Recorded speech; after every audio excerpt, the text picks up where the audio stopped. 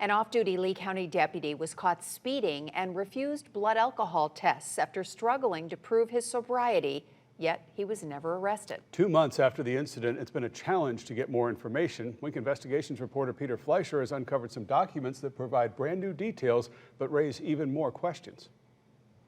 Off-duty Lee County Sheriff's Deputy Michael Soto was speeding through Lehigh Acres just after 3 a.m. on August 20th before he was stopped at this intersection, Lee Boulevard and Sunshine Boulevard, according to the department's own documentation. An alcohol influence report taken on the scene shows Soto did a poor job with field sobriety tests. He lost his balance while listening to instructions, stepped off a straight line, and failed to touch his heels to his toes. The calls for service report and towing receipt both reference Soto's arrest and say that he was armed. Everybody ready? But Lee County Sheriff Carmine Marcino says Soto was not arrested. I wanted to go over an incident that took place. Marcino held a press conference 3 days after his deputy was pulled over. The fear was that 1, he was having a medical condition, or 2, he was involved with alcoholic beverages.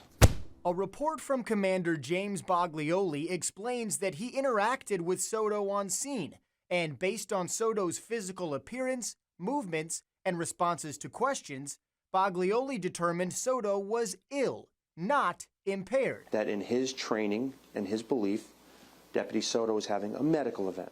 And instead of going to jail or a hospital for medical treatment, Soto was taken home. He then determines that he wants to get Deputy Soto home to his family so he can take care of whatever that medical condition was at the scene.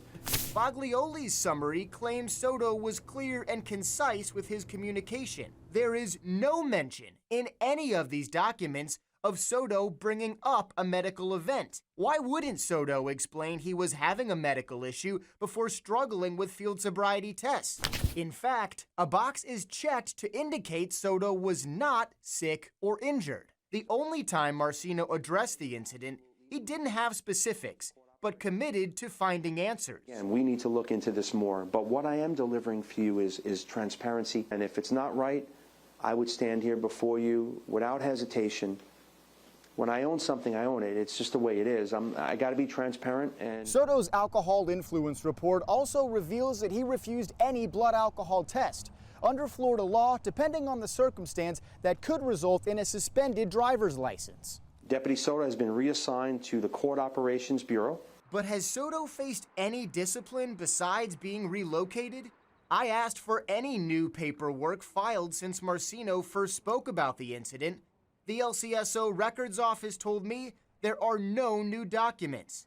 No formal disciplinary paperwork for Soto. Is if he has a speeding issue, okay, because I don't know that. No explanation for what happened that night, even after Marcino committed to finding more information.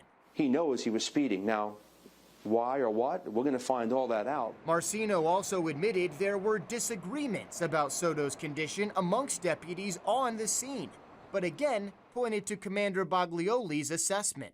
He's the highest ranking person on the scene. He makes the call. Whether there's differences of opinion, so be it.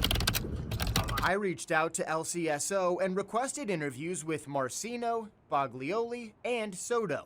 The sheriff's office declined all of my requests. So what medical event was Soto dealing with? How fast was he going? Multiple sources say in excess of 100 miles an hour. We can't enforce selectively. The first and only time Marcino spoke about the incident, he ended with this. Guys, I'm here for you. I want you to know that anything you need to know, I'll know. Anything we find out, you'll know. I'm transparent. I got nothing to hide. Thanks for everything. More than 2 months after committing to look into this, we're still waiting for that transparency. Reporting in Lee County, investigative reporter Peter Fleischer, Wink News.